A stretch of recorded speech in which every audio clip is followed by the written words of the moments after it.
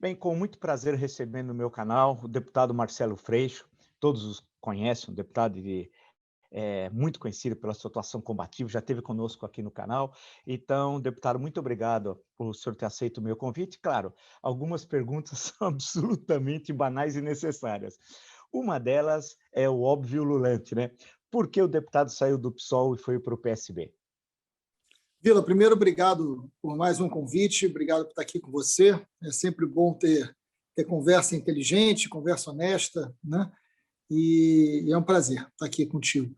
Olha, eu fiquei no PSOL durante 16 anos, então foi um tempo de muita construção, de muito afeto, de uma relação muito honesta, grandes amigos dentro do PSOL, e a gente amadureceu muito esse processo juntos. A gente teve um debate muito grande, durante muito respeitoso, né?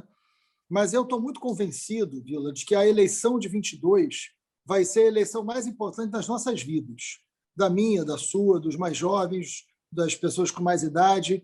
A eleição de 22 vai ser um plebiscito da Constituição de 88, e a Constituição de 88 ela é um marco histórico muito grande no Brasil, porque ela marca o processo de superação definitiva da ditadura, né, e abertura de um processo democrático.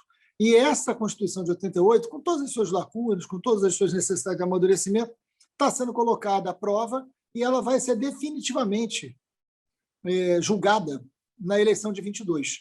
Então, nós temos uma ameaça muito concreta à democracia brasileira, nós temos uma ameaça de golpe permanente sendo colocado sobre as instituições, através das armas, da violência, do discurso de ódio, da negação da ciência. Então, 22 é um momento onde todos nós teremos que nos posicionar de uma maneira mais corajosa, mais contundente, e nós temos que, cada um de nós, pensar o seguinte: o que eu preciso fazer para esse país não acabar de vez com a sua democracia a partir de 22? Então, este sentimento me fez entender que eu preciso estar no lugar onde seja mais possível a construção de uma grande frente para derrotar o desgoverno que tem hoje no Brasil e no Rio de Janeiro, mais especificamente no Rio de Janeiro, né? Então, eu estou colocando meu nome para a disputa do governo do Estado do Rio, e isso, pelo PSB, sem dúvida alguma, vai me permitir uma construção de frente. Eu acho que os partidos políticos, a partir deste momento, e principalmente em 22, eles precisarão ter um caráter de frente, né? Porque isso vai ser necessário. A gente vai precisar agir enquanto frente, né? E não cada um arrumando o seu espaço próprio, né? Então, essa minha saída do PSOL é feita com muito respeito, né, com muito cuidado em relação a tudo que nós vivemos nesses 16 anos. Então, que a tendência é que o PSOL nos apoie nessa frente, esteja nessa frente. Isso mostra o quanto essa conversa foi muito cuidadosa, né, feita entre nós. Então, nesse sentido, eu saí do PSOL e estou indo para o PSB. Provavelmente minha filiação será na terça-feira, lá em Brasília, para a construção dessa frente, tanto nacional quanto no Rio de Janeiro, para derrotar esse governo de extrema-direita que hoje está matando tanta gente. A gente está conversando aqui às vésperas de batermos 500 mil mortos, né? Provavelmente amanhã ou no sábado a gente chega a 500 mil mortos. E é disso que a gente está falando. Então, realmente, a gente precisa ir além do que a gente fez até hoje. Por que o PSB? O PSB nos permite... O PSB é um partido que está reconstruindo um caminho de um partido de esquerda, de centro-esquerda, né, capaz de formar essa frente, capaz de dialogar no Brasil inteiro para derrotar a extrema-direita brasileira, que hoje nega a ciência, e que aqui no Rio se relaciona com milícia. O PSB é o lugar onde você consegue dialogar com o setor. Então, por exemplo, por enquanto é pré-candidatura, né? A minha pré-candidatura pelo PSB ao governo do Estado, eu consigo ter o PT e eu consigo dialogar com o PDT, eu consigo ter o PSOL e eu consigo dialogar com o centro, né? Então, é possível, nesse lugar, fazer o que eu acho que nesse momento tem que ser feito. Uma grande frente ampla, com um programa. Eu consigo trazer setores, como, por exemplo, o André Lara Rezende, a Laura Carvalho, consigo trazer setores bem amplos e muito competentes para debater um programa, consigo trazer setores ambientais, né, profissionais do meio ambiente muito qualificados. Então, a gente tem uma possibilidade tanto de pessoas, de instituições, de partidos, sobre o PSB na construção de um programa para o Rio de Janeiro. Justamente sobre isso, a sua pré-candidatura, né? Afinal, a candidatura é só a partir do ano que vem, dentro do calendário eleitoral determinado pelo TSE. Ser pré-candidato ao Rio de Janeiro, por quê? Quer dizer, quais são assim, algumas linhas básicas que hoje você acredita que são fundamentais? Nem sei se é para reconstruir o Estado do Rio de Janeiro, a estrutura estatal, porque é um processo tão devastador, né? Mas eu acho que é quase que para como construir, né? Porque eu acho que também alguma coisa não devia estar funcionando nada bem, porque a situação do Rio não significa que o Rio seja só o Rio. Nós temos um problema nas 27 unidades da federação, mas no Rio aparece a impressão de forma mais transparente, né? Então, quais são assim, as ideias centrais? Vila, eu acho que essa crise é nacional, mas a situação do Rio é mais aguda. Eu não estou com isso desvalorizando ou desmerecendo, não, mas a situação, por exemplo, da segurança pública, do avanço das milícias, do próprio tráfico de drogas, o armamento que o tráfico de drogas usa no Rio de Janeiro não se usa em nenhum outro lugar do Brasil, o avanço das milícias, dominando 58% do território da cidade do Rio de Janeiro, tendo projeto de poder.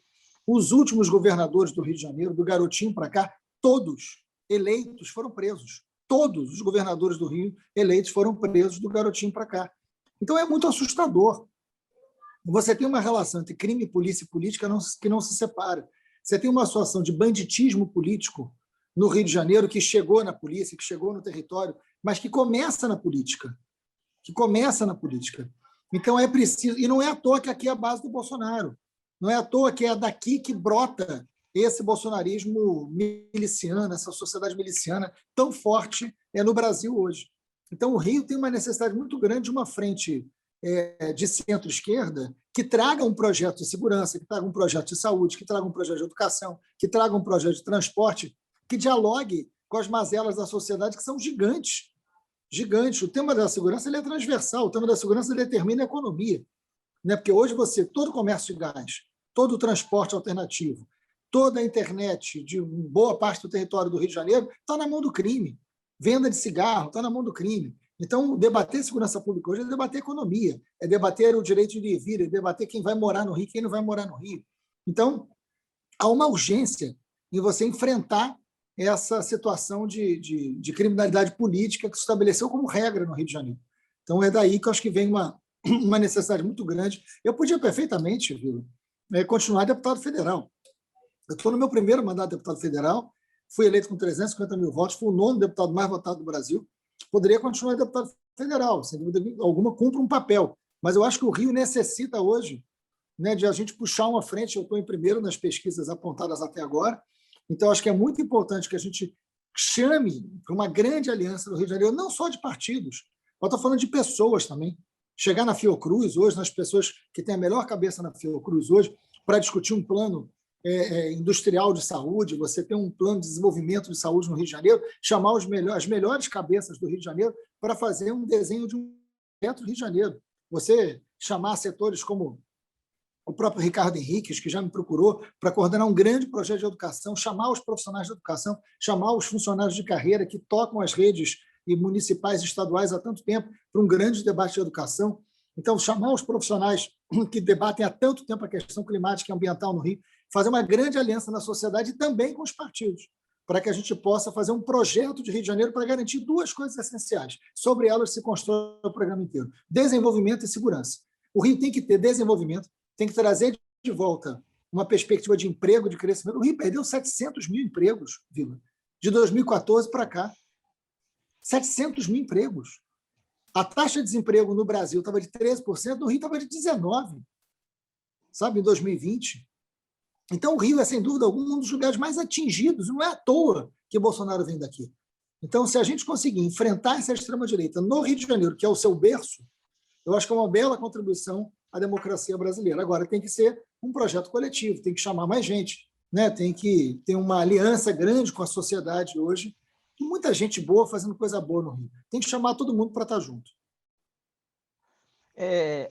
Você estava fazendo essa exposição, Freixo, Eu me lembrei que ontem eu vi o depoimento do ex-governador Witzel, que ele acabou interrompendo seu próprio depoimento, ele estava com habeas corpus e tal, mas em certo momento, e ele disse que depois teria de ter uma sessão secreta para uma revelação bombástica tal, e não sei quando haverá essa sessão secreta, mas depois ele falou num bate-boca com Flávio Bolsonaro, e os dois, é bom lembrar, foram, né, só para quem não nos acompanha, foram aliados, né, políticos, falando sobre hospitais federais. Eu não sabia que havia um número grande ainda de hospitais federais no Rio de Janeiro. Claro, capital federal, tem toda essa história, mas eu não sabia que havia um número grande. Mas pior, isso aí de ter hospitais federais, para mim, tudo bem, ainda bem, né? Não, é que as milícias estariam controlando os hospitais. E ele acusaria também o Flávio Bolsonaro de laboratórios, compra de remédios, de equipamentos, que teria, de alguma forma, a participação do senador. Bem, aí você chega ao limite, né? O que é isso, Freixo? Isso existe, não existe? Ali existe, eu acho que a denúncia do ex-governador Witzel, afastado por corrupção na área da saúde durante a pandemia. Né? O Witzel se utilizou, inclusive, da imagem da memória da Marielle, né? Mas é bom lembrar que o Witzel se elegeu rasgando a placa da Marielle. É bom lembrar. É bom lembrar. Né? Então, o seu respeito à memória da Marielle é depois dele ter sido empichado, porque ele, na campanha, estava do lado, né, de duas pessoas que eu prefiro nem citar o nome para não baixar o nível do programa, rasgaram a placa da Marielle, como ato de campanha, como ato político, uma agressão à memória de uma pessoa assassinada. Então, esse é o Witzel. Né? Então, não vamos ter ilusões sobre essa figura. Agora, o que ele diz é grave. O que ele diz é grave. Os hospitais federais não cumpriram um papel mínimo adequado nessa pandemia, não abriram as suas vagas, não abriram leitos. Nós sabemos que há fortes denúncias há muito tempo de influência de setores da milícia, por exemplo, no Hospital Federal de Bom Sucesso. Né? Isso roda como informação há muito tempo. Então, quando o ex-governador faz essa denúncia e fala isso dentro de uma casa legislativa, tem sim que ser apurado. E do deputado Flávio Bolsonaro, né, que já é investigado por rachadinha, peculato, né, enriquecimento ilícito, que acabou de comprar uma mansão por 6 milhões no meio de uma investigação que se faz contra ele de peculato, é uma pessoa que comprou imóveis com dinheiro vivo. Então, é uma pessoa que perfeitamente... Eu não me estranharia, né, que o senador Flávio Bolsonaro tivesse algum envolvimento com irregularidades dos hospitais federais, mas tem que ser investigado. Né? Essa denúncia quem fez não fui eu, não foi você. Foi o ex-governador Witzel que se investigue. Eu acho que é importante. Como que a ligação, acho que tem uma questão importante, Freixo, por exemplo, da sua pré-candidatura e da eleição de 22, e você apontou quão importante ela com a situação geral do país, quer dizer, a ligação do particular, né, com o geral. Quer dizer, qual é a importância do processo eleitoral da eleição presidencial e da renovação do Congresso Nacional, 1/3 do Senado e toda a Câmara dos Deputados, relacionado com a tua campanha no Rio de Janeiro? Como é que você vê isso? Eu acho que essa eleição de 22, como eu já disse anteriormente, ela é a mais importante da história da democracia brasileira depois da ditadura, e ela, sem dúvida alguma, é uma eleição que vai eleger o novo presidente da República, vai eleger parte do Senado, né? Vai eleger uma nova Câmara de Deputados, assembleias legislativas e governadores. Então, é uma eleição complexa que mexe com os poderes locais, mexe com as 27 unidades e mexe com o poder central. O Rio de Janeiro, por exemplo, a virada que a gente precisa dar, eu acabei de ler o livro Escravidão, né? Que é um livro espetacular. E quando ele vai falar dos negros escravizados na África, ele fala da porta do não-retorno. O Rio está numa porta do não-retorno. O Rio está quase virando uma situação de irreversibilidade, porque o crime hoje dorme no Rio. Inclusive, o debate aqui no Rio não é nem direita e esquerda, é civilização e barbárie. Então, é a mesma eleição que vai eleger governadores que vai eleger uma nova Câmara de Deputados. E em 2018, nós tivemos uma eleição muito atípica. Viu? Em 2018, nós tivemos a eleição da morte da política, um outsider de 30 anos no poder público. Né? Que o Bolsonaro era uma fake news de outsider.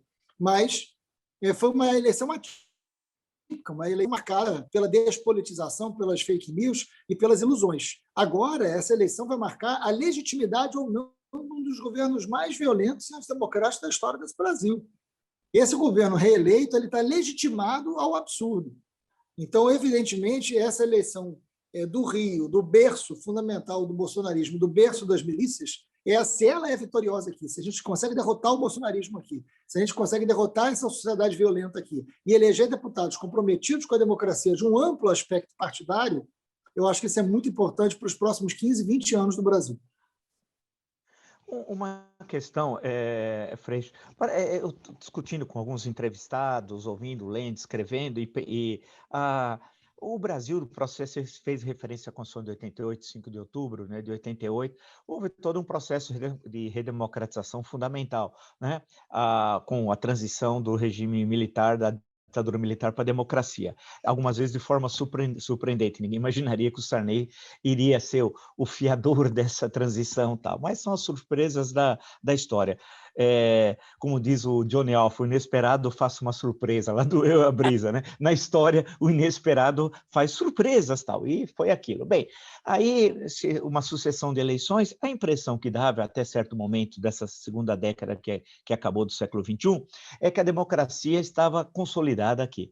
E não era bem assim, né? Porque o que aconteceu em 2018, especialmente, e nos últimos 2 anos e meio, tem mostrado que a cultura política, aquela velha discussão, ela não estava enraizada, porque se tivesse, depois de 30 anos de Constituição, provavelmente nós não veríamos um momento de tamanha tensão como estamos vivendo. Como é que você analisa esse processo? Será que a gente deu de barato, falar, não, a democracia está consolidada, vamos em frente, e aí acabamos sendo surpreendidos, como falando no futebol, no contrapé, fomos pegos no contrapé? Eu acho que sim. A democracia ela é sempre inacabada, né? A democracia ela é sempre imperfeita, porque ela é a sua natureza. A democracia ela sempre tem que gerar sobre nós o maior desejo de participação. Essa é a função. A boa democracia é aquela que nos gera incômodo, é aquela que nós queremos participar mais, nós queremos mais coisas, nós queremos mais direitos, porque a democracia é um instrumento motivador do envolvimento, da participação, da opinião, da liberdade, né? O problema é que a gente viveu um país que não resolveu problemas estruturais desde o Brasil colônia. Nós temos um Brasil profundo, um Brasil racista, um Brasil de justiçamento, um Brasil do tronco, um Brasil do castigo físico, né? Um Brasil muito violento que não resolvemos na colônia, não resolvemos no Império e não resolvemos na República. E esse Brasil ele eclode, ele explode a partir de uma crise de representatividade muito grande no pós-ditadura. A Constituição de 88 ela é muito importante, ela é um texto muito completo, ela é um texto muito avançado, sem dúvida o melhor que nós já tivemos. Mas, na prática, nós mantivemos uma sociedade muito desigual, com desigualdades muito maiores do que só a desigualdade material, né? E, nesse sentido, o que explode no Brasil é uma enorme crise de representatividade. Só que essa crise de representatividade ela explode e todo o poder constituído não consegue responder. A gente lembra de 2013, as grandes caminhadas, né? As grandes passeatas, as reivindicações. O poder público não consegue responder a essa demanda, não consegue responder a essa cólera. Tem uma cólera que se soma a uma sociedade de algoritmos, como diz o livro Engenheiros do Caos, né? Uma cólera que entra no mundo da internet, que entra no mundo de algoritmo, que entra no mundo de uma nova linguagem, uma linguagem que não é mais a linguagem somente dos meios de comunicação, né? Ou se amplia a ideia de uma rede de informação e de comunicação muito ampla que chega em todas as pessoas, e isso gera um processo de questionamento dessa democracia muito grande. Nós temos que responder a isso com verdade e com reafirmação da democracia. Eu acho que a conjuntura hoje, a situação hoje ela é muito melhor do que a de 2018. Eu acho que não é mais um tempo de aventureiros, mas isso não está resolvido. Bolsonaro vai chegar com chances reais de disputar a eleição do ano que vem. Nós não podemos ter ilusão. Não podemos achar que, pelo despreparo do Bolsonaro, pelos absurdos que ele cometeu, pelos crimes que ele cometeu, ele não é um candidato competitivo. Ele é um candidato competitivo. Então, nós temos que ter responsabilidade, maturidade. Não é hora de cada um olhar para o melhor projeto para si, ou para o seu partido, ou para o seu campo. A gente precisa saber o que cada um de nós pode fazer, no limite, para garantir a democracia, para garantir uma história do Brasil baseada naquilo que a gente conseguiu levar para a Constituição de 88, mas que precisa, evidentemente, ser amadurecido. Uma última questão, Freixo. Você acha que o Bolsonaro blefa quando fala meu exército, minhas PMs, que agora são assim, e a todo momento namora com um golpe de Estado, fala em decreto, ataca, faz ataques sucessivos aos outros poderes? Você acha que isso é blefe, é coisa de falastrão, ou há um pouco de verdade e, em outras palavras, a eleição está lá em outubro do ano que vem, portanto, isso no caso do Brasil é mais de 1 ano e 4 meses quase, né? A democracia, nesse sentido, corre risco? A democracia corre risco, o Bolsonaro não tem nenhum compromisso com a democracia, nunca teve. Bolsonaro, quando fala meu exército, minha polícia, ele se comporta como um miliciano. Ele se comporta como alguém... Porque quem é que tem exército? Quem é que tem polícia? Né? Não é um presidente da República, né? Porque o exército pertence ao Estado. O exército não pertence ao presidente. O exército é uma força de Estado. Nem força de governo é. É uma força de Estado. A polícia é uma força de Estado. A polícia não pertence ao governador. O governador não faz o que quer com a polícia, nem o presidente. Quando ele diz isso, ele se comporta como miliciano. Miliciano tem exército. Miliciano tem polícia. Né? Um grande traficante tem exército, tem, né, assim, tem armas. Mas é ilegal e é criminoso. O presidente se comporta dessa maneira. O meu exército. Não, o exército não é do presidente. Né? Agora, o presidente sempre defendeu a tortura, sempre elogiou o regime autoritário, sempre ameaçou a democracia. Então, a partir do momento que ele possa perder o poder através da democracia, sim, ele pode ameaçá-la. Quando o presidente entrega armas para todo mundo, entrega munições para todo mundo, faz a sociedade ter mais munições do que as próprias polícias juntas, ele está quebrando a base da democracia, que é o monopólio da força do Estado. Então, ele é uma ameaça real à democracia. Ele é uma ameaça real. Por isso que a vitória contra Bolsonaro tem que ser em nome das famílias mais pobres.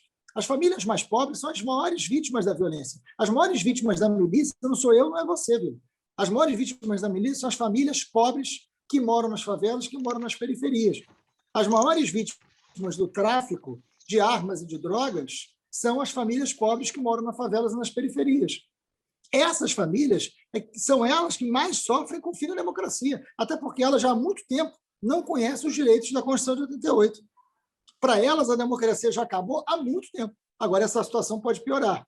Então, é isso que a gente hoje tem que se organizar, para derrotar Bolsonaro, para derrotar essa extrema-direita, para derrotar quem não comprou vacina, quem não respeitou a vida, e trazer um mínimo de normalidade para que a gente possa melhorar a vida do Brasil hoje. Oh, legal. Eu agradeço muito ao deputado Marcelo Freixo por mais essa entrevista ao canal. Desejo sorte à sua pré-candidatura, né? E essa articulação, como você disse, de construir uma frente a mais ampla possível dos setores democráticos e republicanos, né? Para o Rio de Janeiro e num processo eleitoral que eu concordo com você, é decisivo para o Brasil e será, espero que eu esteja errado, e será marcado também em alguns momentos pela violência, por agressões. Não deve ser uma situação tranquila o processo, infelizmente. Então, aí é mais necessário ainda a defesa intransigente, como eu falo todo dia aqui nos nossos encontros, da Constituição de 88, das liberdades democráticas. Então, muito obrigado, Tom Freixo, e boa sorte. Obrigado, Vila. Prazer imenso falar com você. Pode me chamar sempre, que é sempre muito bom conversar com você. Essa eleição será uma das mais sujas, será uma das mais baixas, por isso que a gente não pode ficar assistindo da varanda. A gente tem que se envolver e trazer e garantir a democracia brasileira para todo mundo. Obrigado.